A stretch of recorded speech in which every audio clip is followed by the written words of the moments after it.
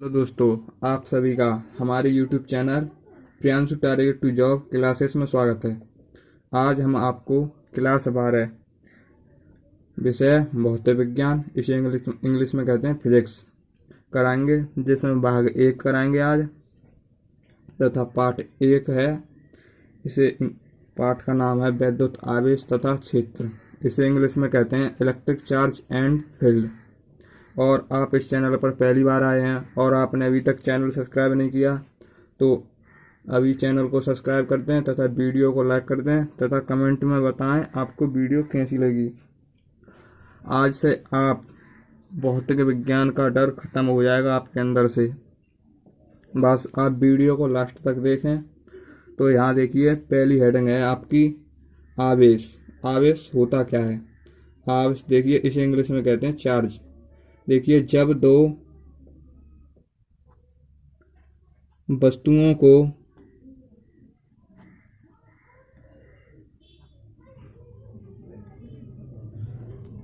आपस में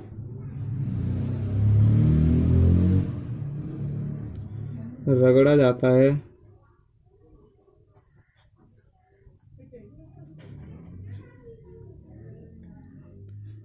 तो एक वस्तु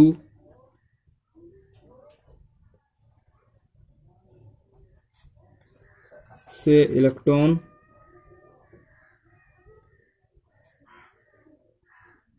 दूसरी वस्तु में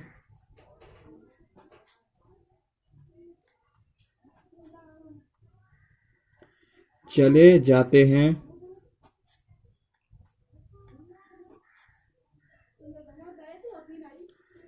इलेक्ट्रॉन को हम ई माइनस से प्रदर्शित करते हैं, स्मॉल ई। इलेक्ट्रॉन यहाँ कॉमा लिख लिया। इलेक्ट्रॉन का आदान प्रदान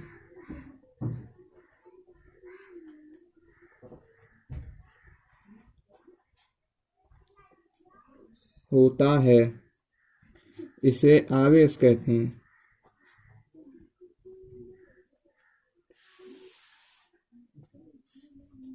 इसे आवेश कहते हैं। देखिए परिभाषा दोबारा से। जब दो वस्तुओं को आपस में रगड़ा जाता है तो एक वस्तु से इलेक्ट्रॉन दूसरी वस्तु में चले जाते हैं, इलेक्ट्रॉन का आदान प्रदान होता है, इसे आवेश कहते हैं। जब हम किसी दो वस्तुओं को आपस में रगड़ते हैं तो एक वस्तु पर से इलेक्ट्रॉन दूसरी वस्तु पर संचित हो जाते हैं, तो उसे हम आवेश कहते हैं या चार्ज कहते हैं। देखिए आवेश, आवेश को स्मॉल क्यू से प्रदर्शित करते हैं।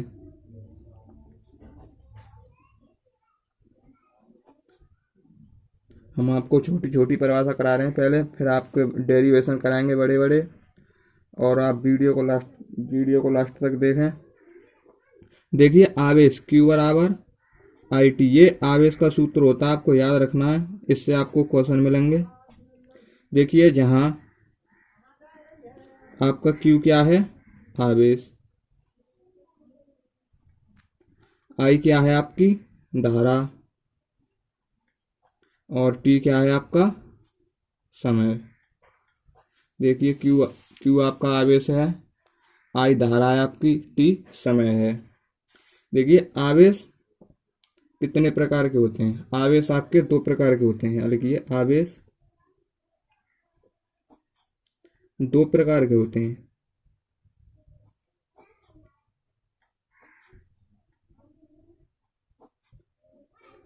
देखिए आवेश दो प्रकार के होते हैं, कौन कौन से होते हैं? नंबर 1 हेडिंग डालिए, धन आवेश।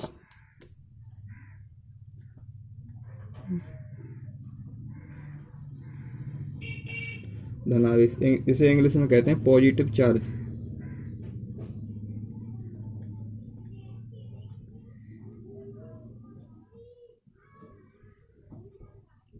देखिए धनावेश क्या होता है, इसकी परिभाषा देखिए।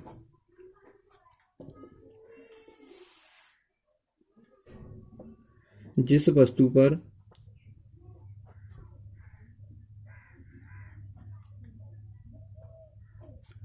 इलेक्ट्रॉन की संख्या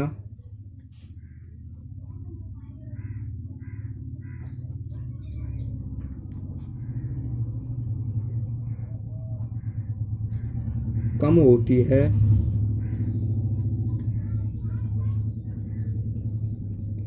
उस वस्तु पर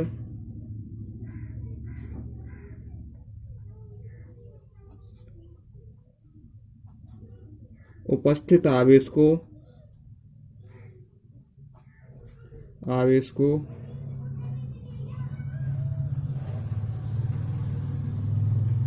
धन आवेश कहते हैं या पॉजिटिव चार्ज कहते हैं।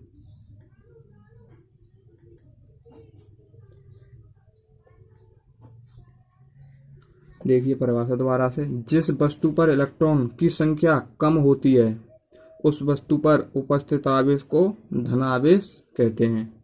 आपकी समझ में आ गया होगा। देखिए अब ऋण आवेश, नंबर 2 ऋण आवेश। आपका ऋण आवेश क्या होता है?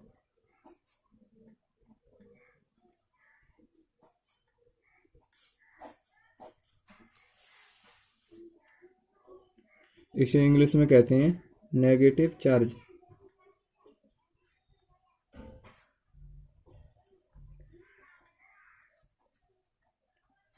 देखिए नेगेटिव चार्ज क्या होता है?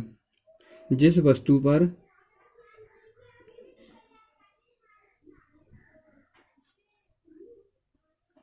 इलेक्ट्रॉन की संख्या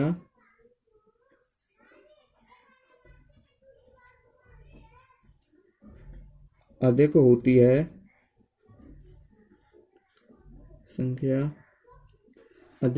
है, उस वस्तु पर आवेश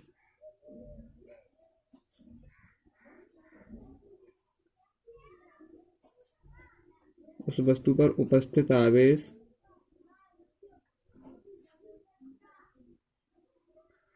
आपका ऋण आवेश कहलाता है।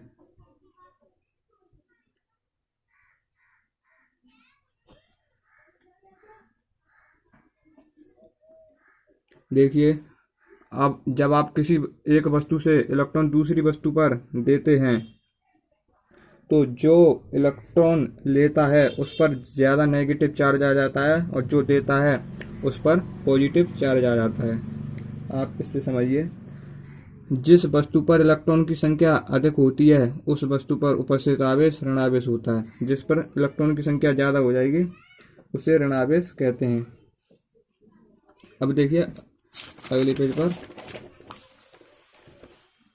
आवेश तथा इलेक्ट्रॉन आवेश में क्या संबंध होता है। ये आपको छोटी छोटी परिभाषाएं, आप इनको याद कर लीजिएगा, ये एग्जाम में पूछी जाती हैं। आवेश तथा इलेक्ट्रॉन आवेश,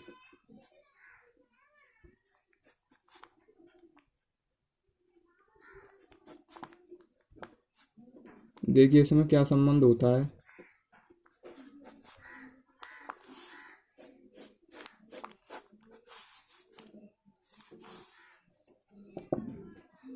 आपका इसमें होता है संबंध Q बराबर NE, जहाँ E बराबर होता है आपका माइनस के 1.6 इंटू 10⁻⁻19 कूलम। आप देखिए इस E के मान को याद रख लीजिएगा। ये एग्जाम में नहीं, क्वेश्चनों में इसका यूज होता है और आप इसको याद नहीं करेंगे और आप क्वेश्चन करेंगे तो आपको जब तक ये याद नहीं होगा आपका वो क्वेश्चन आगे हल नहीं होगा। इसीलिए मैं कह रहा हूँ इन सारे मानों को याद कर लीजिएगा जो आपको बताए जा रहे हैं, इसको याद कर लीजिएगा। देखिए अब मूल आवेश आपका क्या होता है? मूल आवेश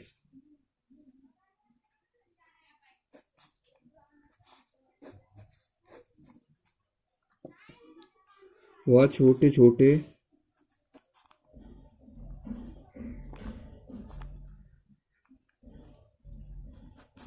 से आवेश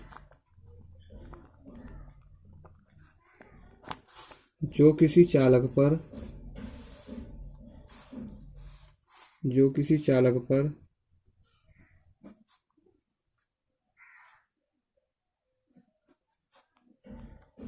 रह सकते हैं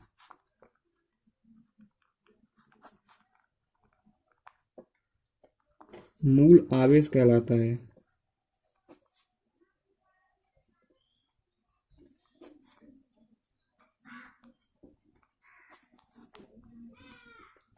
देखिए, एक मूल आवेश बराबर होता है आपका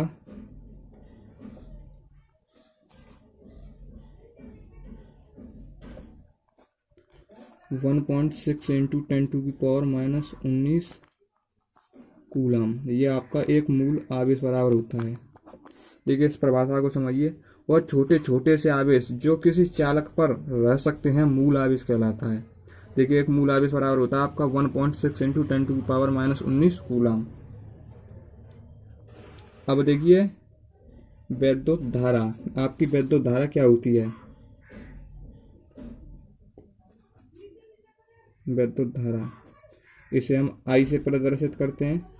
आपको याद रखना है, और आपकी पूरी बुक में फिजिक्स की में ये यूज होगा इसका, आई से। तो देखिए, वैद्युत धारा किसे कहते हैं? आवेश प्रवाह की दर को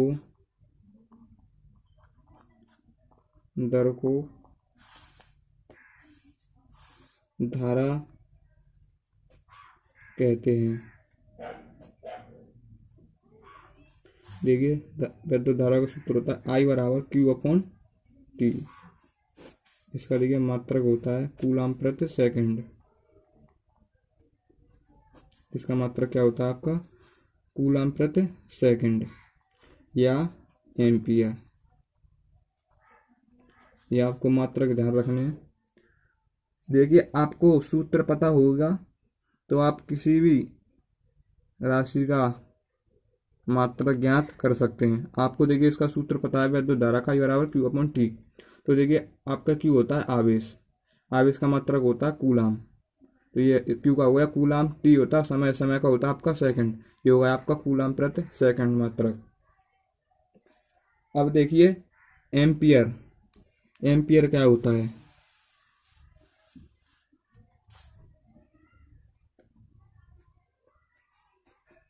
एक एम्पियर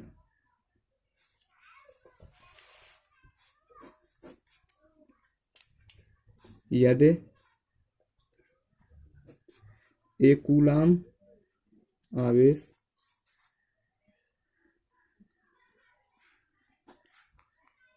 किसी चालक में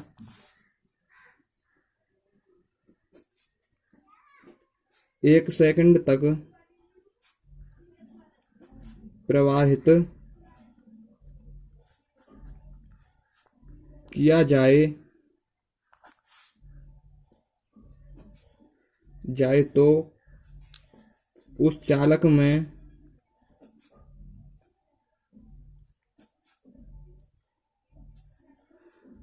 प्रवाहित धारा 1 एम्पियर होगी। देखिए इस परिभाषा को, यदि एक कूलम आवेश किसी चालक में 1 सेकंड तक प्रवाहित किया जाए तो उस चालक में प्रवाहित धारा 1 एम्पियर होगी। अब देखिए, आवेश संरक्षण का सिद्धांत या नियम। आपका आवेश संरक्षण का नियम क्या होता है?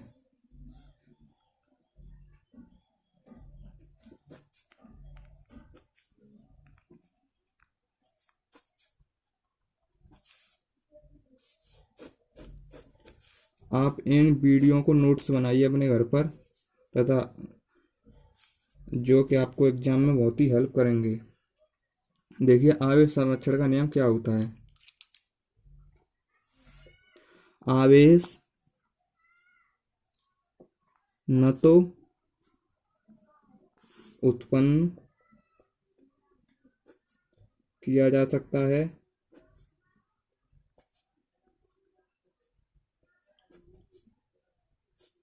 और न ही नष्ट किया जा सकता है। देखिए, आवेश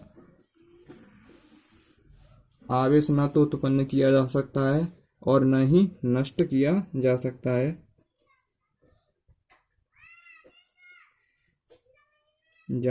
है। इसे केवल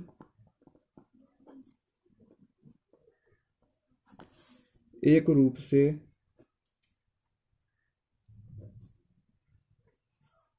दूसरे रूप में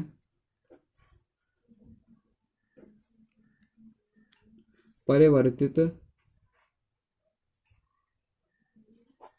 किया जा सकता है।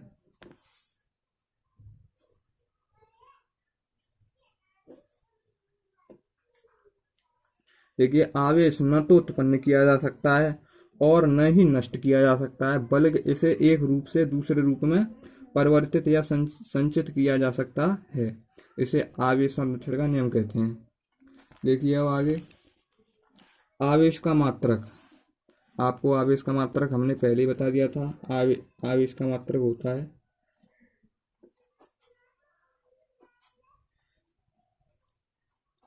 आपको ये छोटी छोटी चीजें आपको कोई टीचर नहीं बताएगा। देखिए, आवेश का मात्रक, आपका आवेश का मात्रक होता है कूलाम। देखिए, एक माइक्रो कूलाम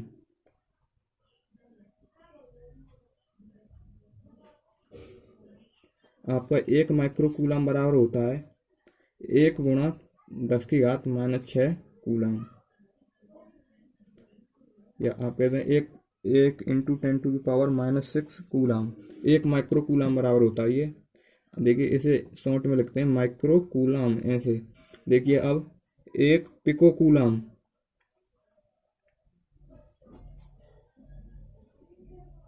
आपका एक पिको कूलाम बराबर होता है 2 माइक्रो कूलाम के। ये एक माइक्रो, ये दूसरा माइक्रो, ये कूलाम, ये होता है आपका 2 माइक्रो कूलाम के बराबर। देखिए, इसका मान, 1 माइक्रो कूलाम का मान होता है इतना, तो 2 का हो जाएगा, गुणा करने पर घातें क्या होती हैं, जुड़ती हैं। 10 × 10⁻12 कूलाम, ये आपका होगा पिको कूलाम का मान। देखिए, आपको ये मान याद रखने हैं, क्योंकि इनके बिना आप बुक से एग्जाम्पल या क्वेश्चन नहीं कर सकते। जब तक आपको ये मान याद नहीं होंगे तो आप एक भी क्वेश्चन नहीं हल कर सकते। इसीलिए आपको ये मान याद रखने हैं।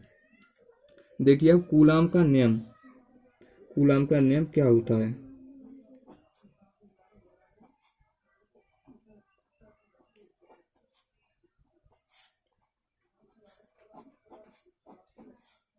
तो वीडियो को लाइक करें तथा हमारे चैनल को सपोर्ट करें, जिससे कि हमें अच्छा लगे और हम और ज़्यादा मेहनत करें आपके साथ। आप भी हमारे साथ मेहनत कीजिए। देखिए, कूलाम का नियम क्या होता है। किन्हीं दो स्थिर बिंदु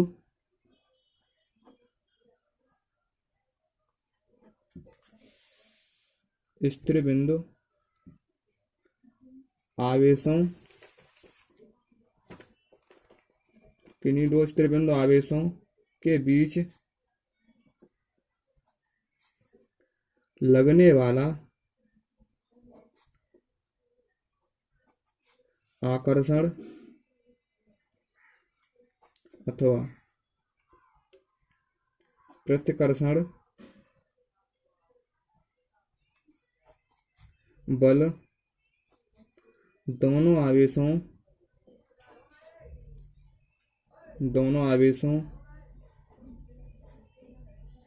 की मात्राओं के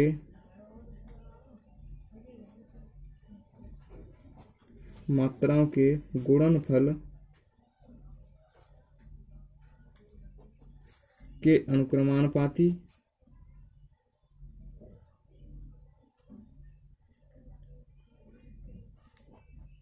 ये मोस्ट इम्पोर्टेंट है, आप इसको याद कर लीजिएगा। गुणनफल के अनुक्रमानुपाती तथा उनकी बीच की दूरी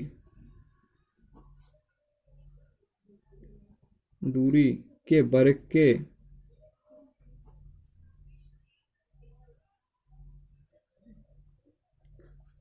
के व्युत्क्रमानुपाती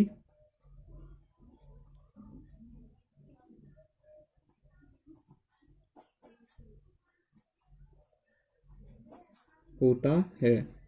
देखिए अब हम इसे सिद्ध करते हैं। तो देखिए सिद्ध कैसे करते हैं। हमारे पास कोई दो आवेश हैं। देखिए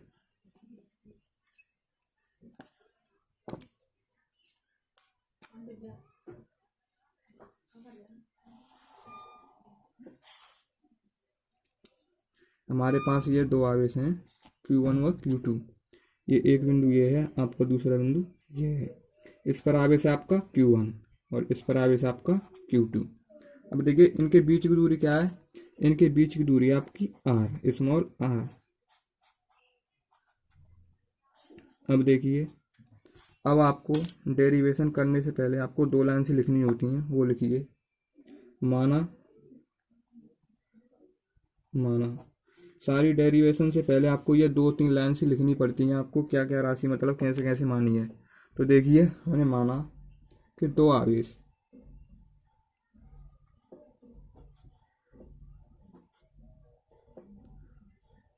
और आप लिखेंगे कैसे इन लाइनों को। आपने चित्र बना लिया तो आप लाइन खुद लिख सकते हो। देखिए माना दो आवेश, एक आवेश ये है Q1 तथा Q2। माना दो आवेश Q1 तथा Q2। निर्वात अथवा वायु, ये निर्वात अथवा वायु।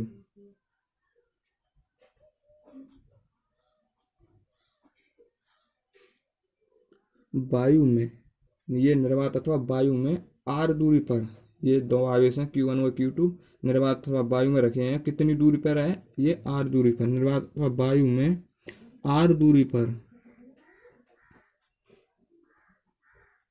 स्थित हैं। ये r दूरी पर क्या है, स्थित हैं। देखिए अब यदि इनके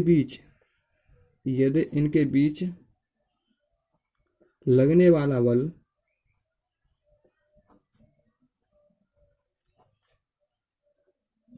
F हो तो, इनके बीच लगने वाला बल जो F हो तो देखिए क्या होगा आगे। अब देखिए बल F है। अब देखिए परिभाषा आपकी क्या कहती है। किन्हीं दो स्थिर बिंदु आवेश के बीच लगने वाला आकर्षण अथवा प्रतिकर्षण बल, ये इनके बीच F बल लग रहा है आकर्षण अथवा प्रतिकर्षण का, दोनों आवेशों की मात्राओं के गुणनफल के अनुक्रमानुपाती। ये देखिए दोनों आवेश हैं Q1 व Q2, इनके गुणनफल के अनुक्रमानुपाती। ये इनका गुणनफल हो गया और ये अनुक्रमानुपाती का चिन्ह है। ये हो गया आपका समीकरण नंबर 1। देखिए यहाँ पर F दोनों आवेशों की, देखिए शुरू से आपको बताता हूँ। किन्हीं दो स्थिर बिंदु आवेशों के बीच लगने वाला आकर्षण अथवा प्रतिकर्षण बल, ये जो F बल लग रहा है ये आकर्षण अथवा प्रतिकर्षण का हो सकता है। दोनों आवेशों की मात्राओं के गुणनफल के अनुक्रमानुपाती। आपके पास दो आवेश हैं, देखिए Q1 व Q2, इनके गुणनफल, इनका गुणनफल ये हो गया Q1 इंटू Q2 के अनुक्रमानुपाती। ये इस इनका अनुक्रमानुपाती का चिन्ह है।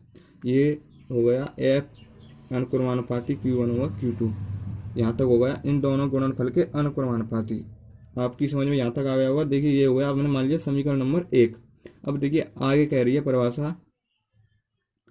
कि उन तथा उनकी बीच की दूरी के वर्ग के व्युत्क्रमानुपाती।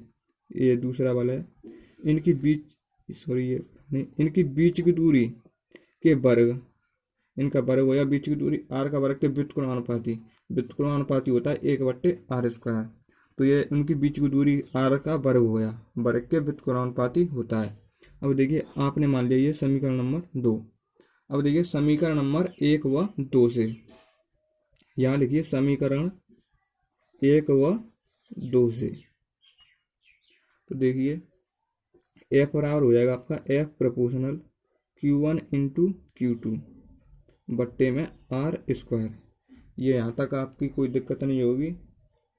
तो देखिए अब यहाँ से आगे F बराबर इस प्रोपोर्शनल जो चिन्ह है इसकी जगह पर आएगा आपका 1/4 पाई एप्सिलॉन नॉट। इसे एप्सिलॉन नॉट या 0 कहते हैं, आप याद रखिएगा। यहाँ हम लिख देंगे अभी। देखिए और ये आपका बचा Q1 इंटू Q2, ये r²। यहाँ लिख लीजिए एप्सिलॉन नॉट या 0। ठीक है, देखिए आगे, ये आपका कूलॉम का नियम का सूत्र सिद्ध हो गया। और यहाँ बल है, इसका मात्रक होता है न्यूटन। अब देखिए आगे,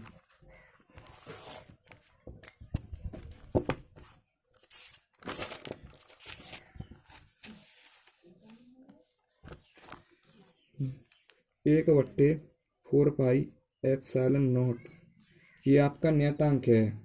क्या आपका नियतांक? देखिए, इस नियतांक का मान होता है आपका 9 गुणा 10⁻⁹ न्यूटन मीटर स्क्वायर प्रति कूलम स्क्वायर। ये आपका मात्रक होता है तथा इस 1/4 पाई एप्सिलॉन नॉट का मान होता है 9 गुणा 10⁻⁹। ये आपकी पूरी फिजिक्स के क्वेश्चनों में यूज होगा, आप इस मान को भी याद कर लीजिएगा। देखिए अब ये एप्सिलॉन नॉट को निर्वात अथवा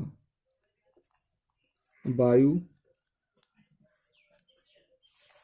की वैद्युतशीलता, हमें इसे क्या कहते हैं, निर्वात अथवा वायु की वैद्युतशीलता कहते हैं, इस एप्सिलॉन नॉट या 0 को। देखिए, इस एप्सिलॉन नॉट का मान होता है आपका 8.85 गुणा 10⁻⁻12 कूलम प्रति न्यूटन मीटर स्क्वायर।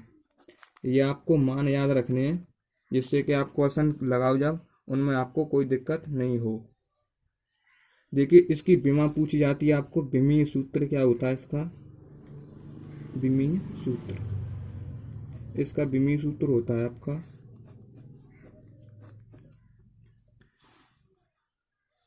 इसका मात्रक होता है आपका न्यू कूलम। आपके पास सिद्ध किया, आपके पास 2 कूलम थे, इसीलिए एक कूलम ए और आवेश, ए और ये टी, 2 कूलम है तो ए स्क्वायर और ये टी स्क्वायर।